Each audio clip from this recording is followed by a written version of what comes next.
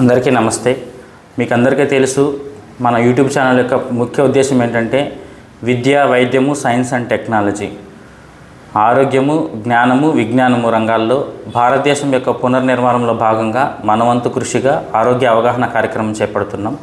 ఇందులో భాగంగానే ఈరోజు ఒక ప్రముఖమైన టాపిక్తో మీ ముందుకు వచ్చాము. అదేంటంటే మనకి ప్రతి స్త్రీ జీవితంలో నెలసరి ఎదుర్కొనే సమస్య పీరియడ్స్, ఋతుక్రమం. మే 28, 5వ నెల 28వ తారీఖున ప్రపంచవ్యాప్తంగా మెన్స్ట్రువల్ హైజీన్ డేని జరుపుకుంటారు. ఎందుకంటే సుమారుగా నెల అంటే 28 రోజులకి 5 రోజులు పీరియడ్స్ ఉంటాయి, 5 రోజులు బ్లీడింగ్ అవుతుందనే ఉద్దేశంతో ప్రపంచవ్యాప్తంగా మే 28న మెన్స్ట్రువల్ హైజీన్ డే జరుపుకుంటాము. మేము చాలామంది అడోలసెంట్స్ పిల్లల్ని, యుక్త వయస్సులో ఉన్న పిల్లల్ని చూస్తుంటాము. వాళ్ళకి యూరిన్ ఇన్ఫెక్షన్తో వస్తుంటారు. ఋతుస్రావం జరిగేటప్పుడు ఎలాంటి జాగ్రత్తలు తీసుకోవడంలో తెలియదు. దానివల్ల వాళ్ళ స్కూల్ పెర్ఫార్మెన్స్, చదువులో వెనకబడుతుంటారు. చాలామంది స్త్రీలు అయితే వాళ్ళ జాబులో కూడా చాలా ఇబ్బందులు ఎదుర్కొంటూ ఉంటారు. మన ధర్మంలో ఋతుస్రావము అనేది ఇంప్యూర్ బ్లడ్ అని, అపరిశుద్ధమైందని, అశుద్ధమైందని అలా చాలామంది చెప్పుకుంటూ ఉంటారు. కానీ అది నిజం కాదు. ఎందుకంటే స్వామి వివేకానంద లాంటి వాళ్ళు శ్రీరామకృష్ణ పరమహంస గురించి అవతార వరిష్టాయ అని చెప్పారు. అన్ని అవతారాలకల్లా చాలా గొప్ప అవతారం అని. అలాంటి గొప్ప అవతారమైన రామకృష్ణ పరమహంస శారదామాత మిగిలిన వాళ్ళకి చెప్పారు, ఈ ఋతుస్రావంలో వచ్చే బ్లడ్ ఇంప్యూర్ అని మీరు ఎవరికి చెప్పారు? అది ఇంప్యూర్ కాదు. మనసుల్లో ఇంప్యూరిటీ ఉండొచ్చేమో, కానీ అట్లా శరీరంలో ఇంప్యూరిటీ ఎక్కడుంది? అలా అంటే మనం భగవంతుని సృష్టిని అవమానించినట్టు లెక్క అని చెప్పి. సో మనకి దీన్ని బట్టి అర్థమైంది ఏంటంటే మన ధర్మంలో ఋతుక్రమం గురించి కానీ, ఋతుస్రావం గురించి కానీ, ఆ మెన్స్ట్రువల్ బ్లడ్ గురించి కానీ ఇంప్యూర్ అని చెప్పి అలా ఎవరు చెప్పలేదు. కాకపోతే వంట చేయొద్దు, పూజలు చేయొద్దు, యజ్ఞయాగాల్లో పాల్గొనొద్దు అని ఎందుకు చెప్పారంటే అవి కొంచెం కూర్చోవలసిన, ఇప్పుడు యజ్ఞయాగంలో ఎక్కువసేపు కూర్చోవలసి వస్తుంది, పూజలు ఎక్కువసేపు కూర్చోవలసి వస్తుంది, ఇంకా వంట చేయాలంటే కష్టపడాల్సి ఉంటుంది, నిల్చోవలసి వస్తుంది. వాళ్ళకి డిస్కంఫర్ట్ ఉండద్దు, ఇబ్బంది అవుతుంది, నొప్పి ఉంటుంది, కష్టం అవుతుంది. కాబట్టి రెస్ట్ ఇవ్వడం కోసము చెప్పారు, కానీ అది నిర్బంధం ఏం కాదు. ఇంకొక విషయం ఏంటంటే మన శరీరంలో ప్రతి అవయవానికి మన ధర్మంలో ఒక భగవంతుడు ఉన్నాడు. ఇప్పుడు జ్ఞానానికి సూర్యుడు, మెదడుకి అట్లనే పునరుత్పత్తి అవయవాలకి కామాఖ్య అమ్మవారు దేవత. సో చాలామంది కామాఖ్య అమ్మవారు దర్శనం చేసుకుంటుంటారు. చాలామంది దోషాలు పోవడం కోసం అని చెప్పి పూజలు చేస్తూ ఉంటారు. సో అలా అమ్మవారు మనకి ఒక పునరుత్పత్తి అవయవాలకి, రీప్రొడక్టివ్ ఆర్గాన్స్కి భగవంతుడిగా మనం దేవిలాగా కొలుస్తున్నాము. అలా ఉన్నప్పుడు అది ఇంప్యూర్ అని మనం అనే అవకాశమే లేదు. సో ఆ కాన్సెప్ట్ని మన మైండ్లో నుంచి తొలగించుకుంటే మంచిది. ఈ మెన్స్ట్రువల్ హైజీన్ గురించి మనకు వివరించడానికి హైదరాబాద్లో ప్రముఖ గైనకాలజిస్టు డాక్టర్ దివ్య గారు మనతో ఉన్నారు. డాక్టర్ దివ్య గారిని అడిగి పూర్తి వివరాలు తెలుసుకుందాం.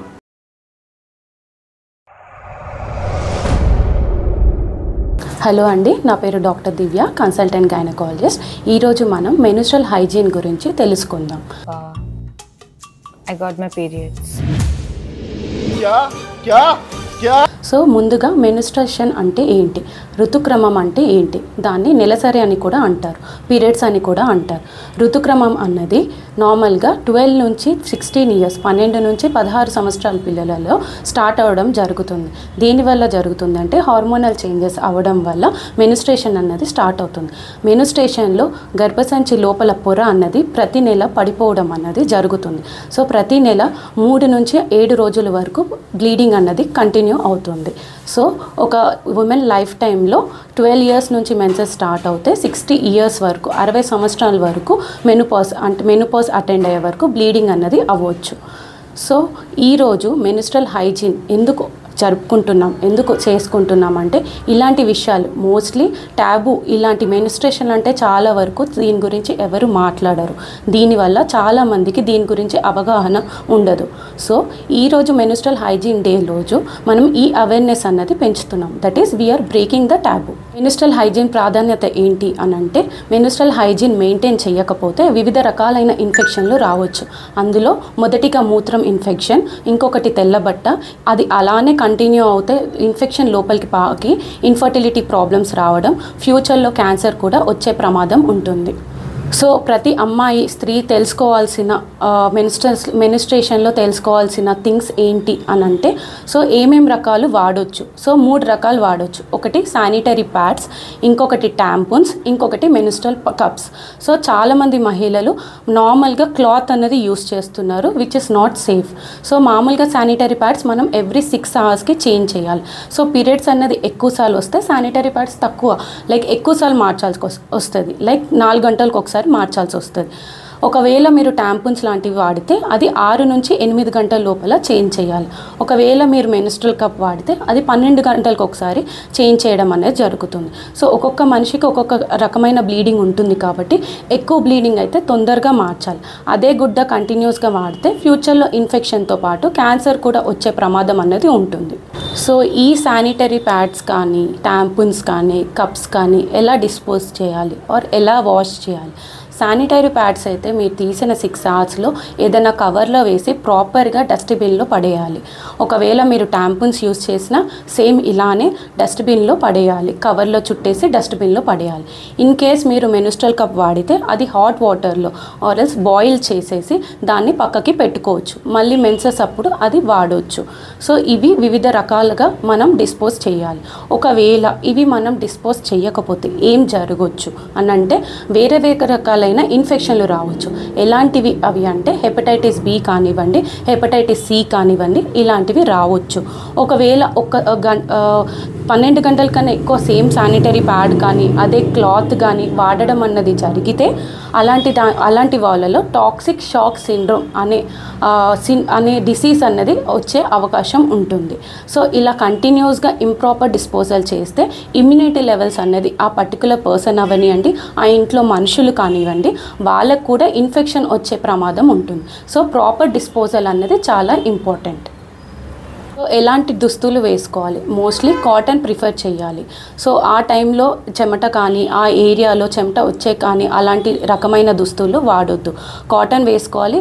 మీరు ఏది వాడినా సరే, ఏ అండర్ గార్మెంట్ వాడినా అది ప్రాపర్గా క్లీన్ చేయాలి. ఐదర్ డెటాల్లో వేసి క్లీన్ చేయాలి, లేకపోతే సన్ కింద కంపల్సరీగా ఆరేయాలి. ఇంకొకటి ముఖ్యమైన విషయం ఏంటంటే వజైనా ఎలా క్లీన్ చేసుకోవాలి. చాలామంది ఏంటి అని అంటే అక్కడ సబ్బు రాయడం కానీ సరిగా లేకపోతే సరిగా క్లీన్ చేసుకోవడం జరగడం వల్ల ఇన్ఫెక్షన్ అయ్యే ఛాన్సెస్ చాలా ఎక్కువగా ఉంటాయి. సో ప్రాపర్గా వాటర్తో ఉట్టి నార్మల్గా ట్యాప్ వాటర్ అయినా వామ్ వాటర్తో శుభ్రం చేసుకుంటే సరిపోతుంది. లేదు అని అనుకుంటే ఇప్పుడు కొత్తగా వజైనల్ వాష్ కానీ క్లింజన్ వాష్ కానీ ఇలాంటివి మార్కెట్లో అవైలబుల్ ఉంటున్నాయి. సో మీరు అవి యూస్ చేసి కూడా క్లీన్ చేసుకోవచ్చు, సబ్బు పెట్టాల్సిన అవసరం లేదు. సో కంపల్సరీగా మీరు శానిటరీ ప్యాడ్ చేంజ్ చేసినప్పుడు హ్యాండ్స్ వాష్ చేసుకోవాలి, కింది భాగం కూడా శుభ్రం చేసుకోవాలి. మెన్సెస్ టైంలో ఆహారం ఏది తీసుకోవాలి? ఫుడ్ నార్మల్గా లైట్గా తీసుకోవాలి, ఎక్కువసార్లు తీసుకోవాలి, కొంచెం ఆహారం అనేది తీసుకోవాలి. సో ఎందుకు అని అంటే ఈ మెన్సెస్ టైంలో చాలా పెయిన్ ఉంటుంది. మీరు హెవీగా ఫుడ్ తీసుకుంటే అది దానివల్ల ఒక్కొక్కసారి కాన్స్టిపేషన్ వల్ల కూడా పెయిన్ అన్నది ఇంక్రీజ్ అయ్యే ఛాన్సెస్ ఉంటాయి. సో మీ ఏ ఆహారం తీసుకున్నా అది కొంచెం తీసుకోవడం కంపల్సరీ. సో ఆహారంలో ఏం జాగ్రత్తలు తీసుకోవాలి? నీళ్ళు చాలా మంచిగా తాగాలి, ఫ్రూట్స్ తీసుకోవాలి, ఆకుకూరలు తీసుకోవాలి, ఫ్రూట్స్తో పాటు డ్రై ఫ్రూట్స్ కూడా కంపల్సరీగా తీసుకోవాలి, వెజిటేబుల్స్ తీసుకోవాలి. Reused oils, deeply fried food కానీ ఫాస్ట్ ఫుడ్ కానీ బిర్యానీస్ కానీ ఆ టైంలో తీసుకోకపోవడం మంచిది. చాక్లెట్స్ తీసుకోవచ్చు, అది పెయిన్ తగ్గిస్తుంది. సో కొంతమందికి చాలా పెయిన్ ఉంటుంది. సో ఆ పెయిన్ వచ్చినప్పుడు చాలామంది హాట్ వాటర్ బ్యాగ్ పెట్టుకోవచ్చు. ఒకవేళ దానివల్ల పెయిన్ తగ్గకపోతే ట్యాబ్లెట్స్, పెయిన్ కిల్లర్స్ అనేవి వాడవచ్చు. ఆ టైంలో యూస్ చేసే పెయిన్ కిల్లర్స్ కొన్ని సేఫ్గానే ఉంటాయి. So first day 1, day 2, day 3లో వచ్చే పెయిన్కి కొన్ని పెయిన్ కిల్లర్స్ ఇస్తే ఆ పెయిన్ కిల్లర్స్తో మోస్ట్ ఆఫ్ ద పీపుల్ చాలామందికి పెయిన్ అనేది తగ్గడం జరుగుతుంది. మెన్సెస్ అప్పుడు చాలా పెయిన్ ఉంటుంది కాబట్టి పోస్చర్ ఏది మెయింటైన్ చేయాలంటే కాలు కడుపు దగ్గరికి తీసుకుంటే పెయిన్ అనేది కొంచెం తగ్గొచ్చు. దాంతోపాటు హాట్ వాటర్ బ్యాగ్ పెట్టుకోవడం కానీ పిల్లో సపోర్ట్ తీసుకుంటే ఇంకా చాలా బెటర్గా పెయిన్ అన్నది తగ్గొచ్చు. అండ్ ఆ పోస్చర్ మెయింటైన్ చేసినా మీకు కొంచెం పెయిన్ రిలీఫ్ అన్నది తగ్గుతుంది. సో స్పెసిఫిక్గా యోగానే అని కాకుండా మీరు మంచిగా వాకింగ్ చేసినా ఆ టైంలో సరిపోతుంది. సో ఈ మెన్స్ట్రల్ హైజీన్ డే సందర్భంగా నేనేం చెప్పాలి అని అనుకుంటున్నానంటే కంపల్సరీగా ప్రతి ఒక్క అమ్మాయి కానీ ఎవరైతే మెన్సెస్ అటెండ్ అయ్యారో ఆర్ఎల్స్ ఎవరికైనా దీని గురించి ఒక్కసారి 10th క్లాస్ దాటింది ఆర్ఎల్స్ మెన్సెస్ అటెండ్ అయిన వాళ్ళు కంపల్సరీగా వాళ్ళకి ఏమైనా డౌట్స్ ఉంటే టీచర్కి కానివ్వండి మదర్కి కానివ్వండి ఖచ్చితంగా చెప్పాలి. బికాస్ ప్రాపర్ హైజీన్ మెయింటైన్ చేయకపోతే కంపల్సరీగా వాళ్ళు they are more risk to the disease. So అవి ఏవైనా అయ్యుండొచ్చు. So it is to open up basically and break the tab.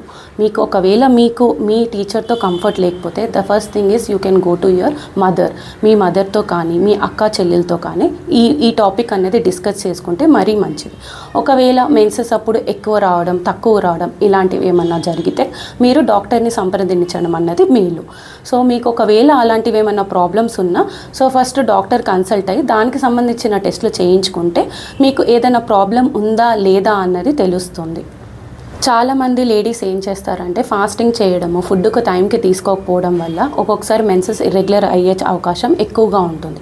దానివల్ల ఫ్యూచర్లో విత్ టైం అన్నది ఒక 40 years దాటితే వాళ్ళకి వివిధ రకాలమైన బ్లీడింగ్ ప్రాబ్లమ్స్ అనేవి వస్తాయి. అది దానికి రీజన్ మెయిన్గా ఎందుకంటే గర్భసంచికి గడ్డ రావడం కానీ నీటి బుడగలు రావడం ఇవన్నీ జరుగుతాయి. సో టైంకి ఫుడ్ తీసుకుంటూ అండ్ టైంకి తింటూ మెయిన్గా మెన్సెస్ టైంలో ఏం మెడిసిన్స్ వాడకుండా పెయిన్ కిల్లర్స్ కాకుండా చాలామంది పోస్ట్పోన్ చేయడానికి కూడా మెడిసిన్స్ వాడతారు. అలాంటి వాడడం వల్ల కూడా ఫ్యూచర్లో బ్లీడింగ్ ప్రాబ్లమ్స్ అన్నవి ఎక్కువగా ఉంటాయి. ఇవి కాకుండా మోస్ట్ ఇంపార్టెంట్ థింగ్ ఏంటంటే సర్వైకల్ క్యాన్సర్. సో ఇప్పుడు అది చాలా ఇండియాలో most common thing is cervical cancer in the females. So ఏ అమ్మాయి అయినా సరే 15 years దాటితే సర్వైకల్ క్యాన్సర్ కోసం వ్యాక్సిన్స్ అనేది ప్రొవైడ్ చేయడం అనేది జరుగుతుంది. ఏ అమ్మాయి అయినా సరే 15 years దాటిన తర్వాత వ్యాక్సిన్స్ అన్నది ఇవ్వడం జరుగుతుంది. అది సర్వైకల్ వ్యాక్సిన్, సర్వైకల్ కార్సినోమాకి వ్యాక్సిన్. సో అది 15 years నుంచి 45 years వరకు రిప్రొడక్టివ్ ఏజ్ గ్రూప్ ఉన్న ప్రతి ఉమెన్కి ఇవ్వడం జరుగుతుంది. సో బెటర్ ఒక్కసారి మీ అమ్మాయికి కానివ్వండి మీ డాటర్ కానీ మీకు తెలిసిన వాళ్ళలో ఎవరికైనా 15 years దాటితే ఈ వ్యాక్సిన్ కోసం అయితే అవేర్నెస్ కల్పించండి. సో ఈ వ్యాక్సిన్స్ అనేవి టూ డోసెస్ తీసుకుంటాం, లేదంటే 3 doses లాగా ఉంటాయి. ఒకటి ఇప్పుడు తీసుకొని 2 months తర్వాత 6 months తర్వాత, ఒకటి ఇప్పుడు తీసుకుంటాం మళ్ళీ 6 months తర్వాత. సో డిఫరెంట్ ఏజ్ గ్రూప్స్ బట్టి వ్యాక్సిన్స్ అనేది డోసెస్ డిఫర్ అవుతూ ఉంటుంది. సో నా రిక్వెస్ట్ ఏంటంటే హైజీన్తో పాటు సర్వైకల్ క్యాన్సర్ అది చాలా డేంజర్ కాబట్టి వ్యాక్సిన్స్ అనేది తప్పనిసరిగా తీసుకోండి. మీరు ఇంకా ఇలాంటి హెల్త్కి సంబంధించిన విషయాలు తెలుసుకోవాలంటే డాక్టర్ సురేంద్ర బాబు టాక్స్కి సబ్స్క్రైబ్ చేయండి. థ్యాంక్ యూ డాక్టర్ దివ్య. తన బిజీ షెడ్యూల్లో కూడా మనకి చాలా టైం ఇచ్చారు. మెన్స్ట్రల్ హైజీన్ గురించి అర్థమయ్యేటట్లు అన్ని విషయాలు అందరికీ వివరించారు. Thank you Divya.